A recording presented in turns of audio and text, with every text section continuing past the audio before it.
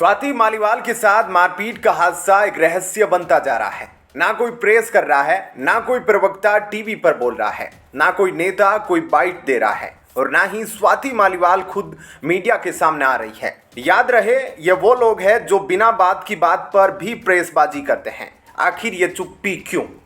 अरविंद केजरीवाल कुछ ही दिनों पहले तिहाड़ जेल से निकले हैं और चुनाव खत्म होने पर उन्हें फिर से जेल जाना है। ऐसे में उनके लिए मुश्किलें और बढ़ती जा रही है। सोमवार को सिविल लाइंस पुलिस थाने में आई पीसीआर कॉल में स्वाति मालीवाल की तरफ से कहा गया था कि उनके साथ मारपीट हो रही है। उसके बाद वो थाने भी पहुंची थी। डेली पायोनियर में प्रकाशित सौम्या शुक्ला की रिपोर्ट के अनुसार स्वाति मालीवाल को पार्टी द्वारा राज्यसभा सांसदी से इस्तीफा देने को कहा गया है। स्वाति मालीवाल थाने आई थी, लेकिन फिर उन्हें एक फोन कॉल आया और वो बाद में आने की बात कहकर चली गई। उन्होंने फोन पर कहा था कि वो अभी ठीक स्थिति में नहीं है, इसलिए बाद में रिपोर्ट दर्ज कराएगी।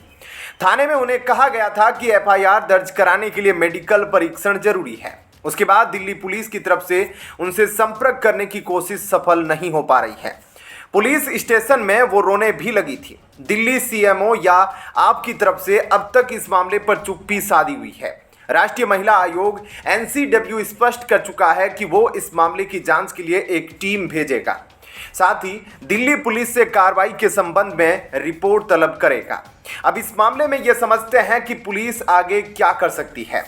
अगर स्वाति मालीवाल लिखित शिकायत दायर नहीं करती है तो फिर दिल्ली पुलिस पीसीआर कॉल के आधार पर एफआईआर दर्ज कर सकती है। हालांकि स्वाति मालीवाल बिना कोई लिखित शिकायत दर्ज कराए वहां से निकल गई थी। इस प्रकरण में उन्होंने फोन कॉल पर विभव कुमार का नाम लिया था, जो अरविंद केजरीवाल के निजी सचिव है और एक विवादित अधिकारी रहे हैं। मीडिया ने सूत्रों के हवाले से बताया है कि स्वाति मालीवाल द्वारा अरविंद केजरीवाल के जेल जाने के बाद उनके पक्ष में खुलकर आवाज न उठाने और जेल में उनसे एक बार भी मिलने नहीं जाने के कारण उनसे नाराजगी है।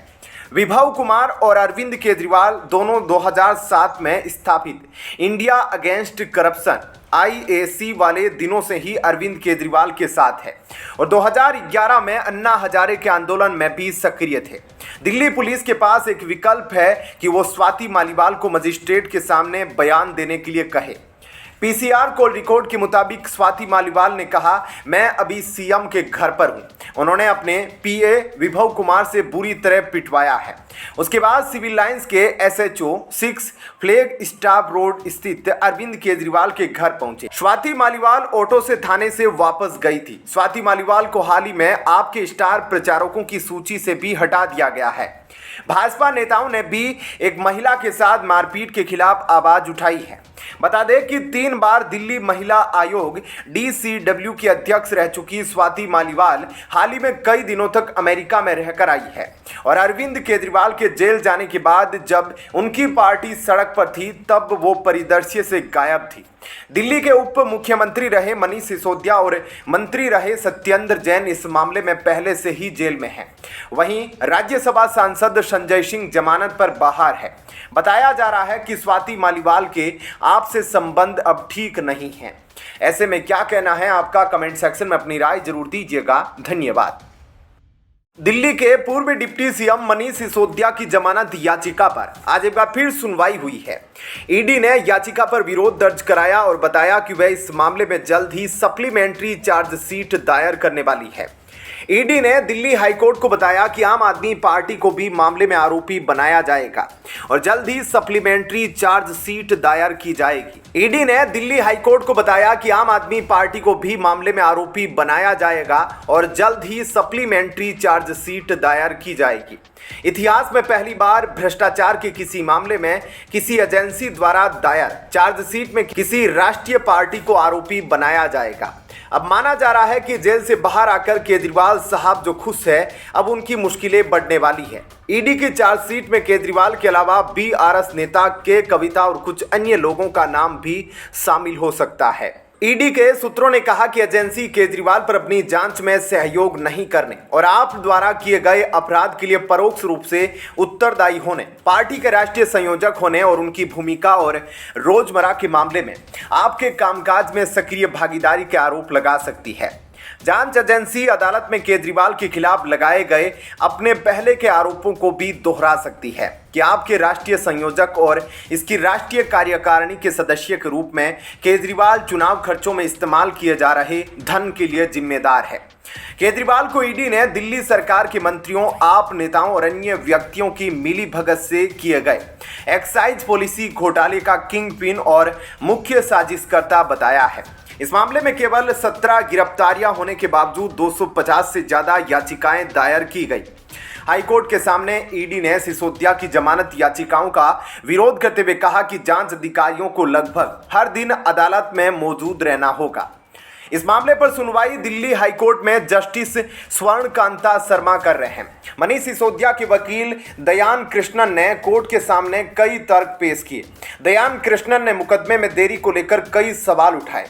ईडी की ओर से पेश हुए वकील जोहेब हुसैन ने कहा कि इस मामले में ईडी जल्द ही आम आदमी पार्टी को आरोपी बनाने वाली है और सप्लीमेंट्री चार्जशीट भी दायर करेगी। मनीष सिसोदिया ने देरी पर सवाल उठाए और कहा कि मामले में प्रोग्रेस नहीं हो रही है और बहुत धीमी तरीके से सब किया जा रहा है।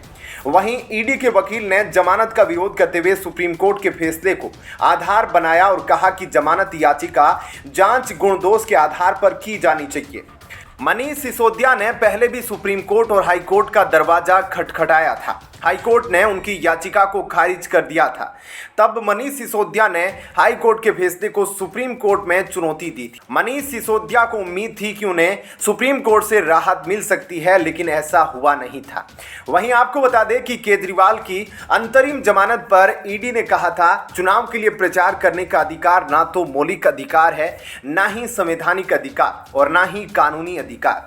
किसी भी राजनेता को चुनाव लड़ने के लिए अंतरिम जमानत नहीं दी गई है, भले ही वो चुनाव लड़ने वाला उम्मीदवार क्यों ना हो। ऐसा आदेश देने से भविष्य के लिए एक नजीर कायम हो जाएगी। क्या कहना है आपका इस पर कमेंट सेक्शन में अपनी राय जरूर दीजिएगा। जय हिंद, जय भारत। आम आदमी पार्टी ने सोमवार को पंजाब के लिए स्टार प्रचारकों की लिस्ट जारी की। इस लिस्ट में सबसे पहले दिल्ली के मुख्यमंत्री अरविंद केजरीवाल का नाम है। लिस्ट में केजरीवाल की पत्नी सुनीता केजरीवाल का नाम दूसरे नंबर पर है। इस बीच स्टार प्रचारकों की लिस्ट को लेकर बीजेपी के नेता तजिंदर पाल सिंह बग्गा ने स्वाति मालीवाल पर ट्वीट कर सर जी की पार्टी को फंसा दिया है। बग्गा ने कहा कि पंजाब की स्टार कैंपेनर की लिस्ट में स्वाति मालीवाल का नाम आम आदमी पार्टी ने हटाया है। उन्होंने कहा कि दिल्ली के दोनों राज्यसभा सांसद का नाम इस लिस्ट में शामिल है, लेकिन स्वाति मालीवाल का नाम इस लिस्ट में नहीं है। हालांकि 4 मई को आम आदमी पार्टी की दिल्ली स्टार कैंपेनर की लिस्ट में स्वाति मालीवाल का नाम शामिल था, लेकिन हरियाणा की स्टार कैंपेनर की लिस्ट में उनका नाम नहीं था। वहीं आपको बता दें कि इससे पहले देश की राजधानी दिल्ली से हैरान करने वाली खबर सामने आई थी। पुलिस सूत्रों से मिली जानकारी के अनुसार आम आदमी पार्टी की राज्यसभा सांसद स्वाति मालीवाल ने सीएम अरविंद केजरीवाल के स्टाफ के खिलाफ सनसनीखेज आरोप लगाए थे। पुलिस अधिकारियों ने बताया है कि आपकी राज्यसभा सांसद स्वाति मालीवाल सोमवार को सिविल लाइंस थाने गई और आरोप लगाया कि दिल्ली के मुख्यमंत्री अरविंद केजरीवाल के निजी स्टाफ के एक सदस्य ने उनके साथ दुर्व्यवहार किया।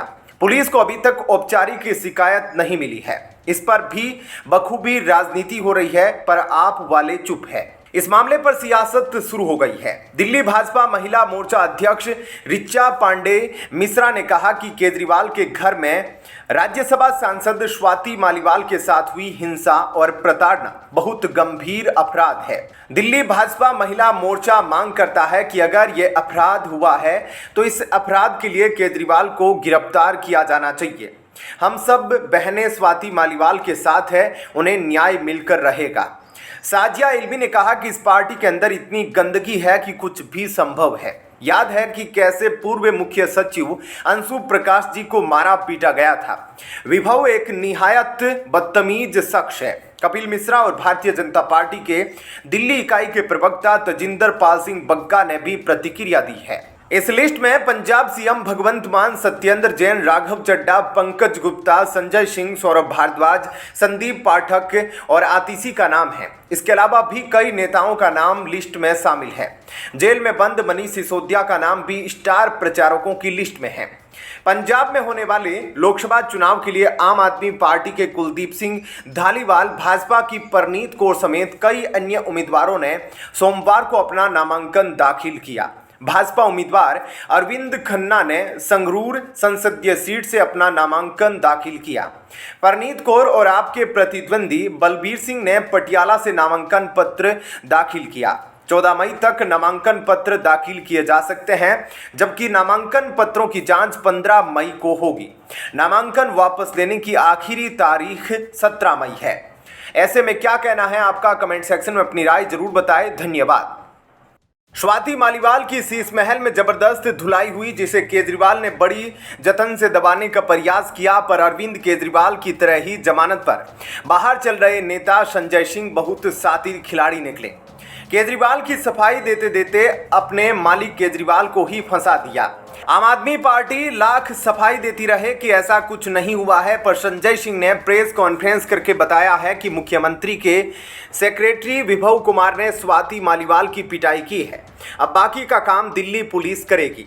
संजय सिंह को डैमेज कंट्रोल के लिए भेजा गया है। संजय सिंह ने कहा कि स्वाति मालीवाल सीएम आवास के ड्राइंग रूम में अरविंद केजरीवाल का इंतजार कर रही थी, तभी उनके पीए विभव कुमार ने आकर उनके साथ अभद्रता की। यह मानने वाली बात है। शीश महल का एक कर्मचारी बिना मालिक से पूछे मालिक की पुरानी साथी को पीट देगा। आखिर शीश महल के भीतर क्या यह सब चल रहा है? संजय सिंह का कहना है कि हाँ, यह सच है कि कल हमारी राज्यसभा सांसद स्वाति मालीवाल जी केजरीवाल के घर आई थी और वह ड्राइंग रूम में केजरीवाल जी का इंतजार कर रही थी। तभी केजरीवाल के निजी सचिव विभव कुमार आए। उन्होंने साथी मालीवाल के साथ अभद्रता की और उनसे मारपीट की। केजरीवाल जी इस घटना पर बहुत दुखी है और सख्त कार्रवाई करेंगे।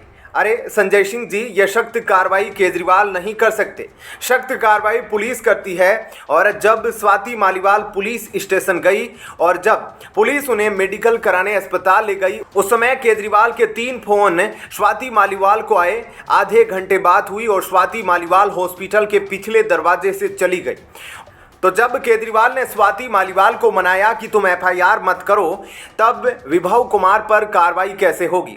और दूसरी सबसे महत्वपूर्ण बात यह है कि एक मुख्यमंत्री के घर में एक महिला राज्यसभा सांसद जो मुख्यमंत्री की रिश्तेदार भी है, उसकी पिटाई क्या मुख्यमंत्री के मर्जी के बगैर कोई शख्स कर सकता है? बिल्कुल नहीं कर सकता। मुख्यमंत्री के आवास में जेड कैटेगरी की सुरक्षा होती है। फोर्स की पूरी गारद 24 घंटे वहां पर कैंप लगाकर रहती है। पहली बार इस पूरे प्रकरण पर आपकी तरफ से प्रतिक्रिया आई है। संजय सिंह ने बताया कि इसके बाद स्वाति मालीवाल ने 112 नंबर पर फोन कॉल करके पुलिस को इस पूरे मामले की जानकारी दी। उन्होंने कहा कि इस घटना की जितनी निंदा की जाए कम है। संजय सिंह का भी यही कहना है कि आप संयोजक अरविंद केजरीवाल ने इस घटना को संज्ञान में लिया है और सख्त कार्रवाई का निर्देश दिया है। संजय सिंह ने स्वाति मालीवाल को देश समाज के लिए बड़ा कार्य करने वाली महिला बताते हुए कहा, वो पार्टी की वरिष्ठ नेताओं में से एक है, हम सब उनके साथ हैं। उन्होंने कहा कि मुख्यमंत्री ने इस प्रकरण को गंभीरता से लिया है। आम आदमी पार्टी ऐसे लोगों का समर्थन नहीं करती है। विभव कुमार को विजिलेंस डिपार्टमेंट ने हटा दिया था, उससे शराब घोटाले में भी ईडी पूछताछ कर चुकी है।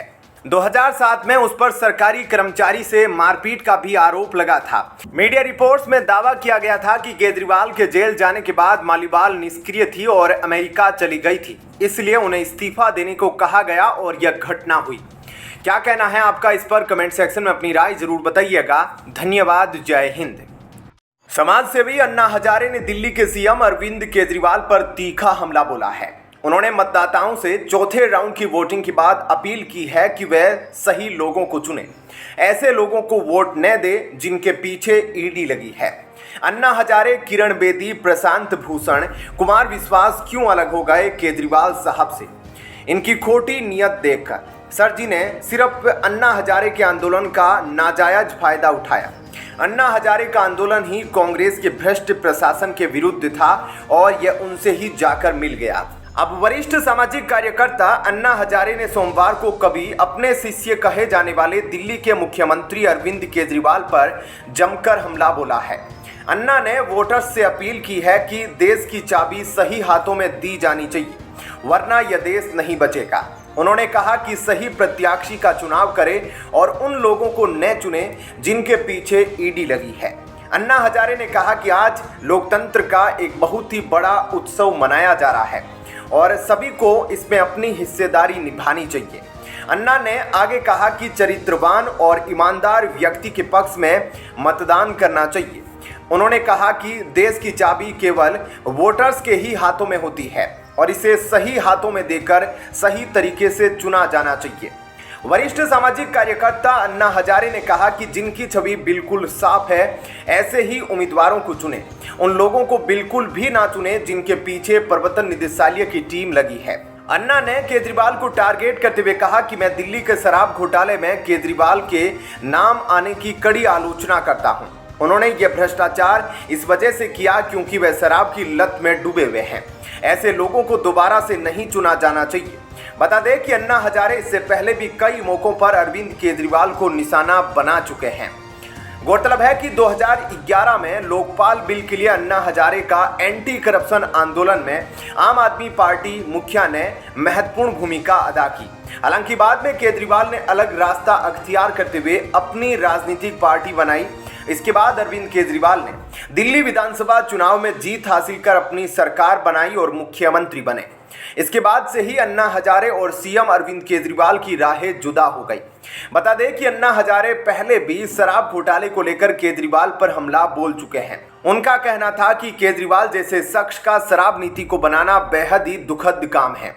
वहीं इंडी गठबंधन के दलों को लगता है कि जेल जाने के बाद से अरविंद केजरीवाल को लेकर लोगों के बीच सहानुभूति बढ़ी है, जिसको 2024 के चुनाव में भुनाया जा सकता है। विपक्षी दल इसे इस तरह भी लोगों के बीच प्रचारित करने की कोशिश कर रहे हैं कि केंद्र सरकार झूठे आरोप लगाकर विपक्षी दलों के नेताओं को जेल में डालने का काम कर रही है और केजरीवाल को इसके लिए एक उदाहरण के तौर पर पेश किया जाएगा। ऐसे में क्या कहना है आपका? कमेंट सेक्शन में अपनी राय जरूर दीजिएगा। धन्यवाद।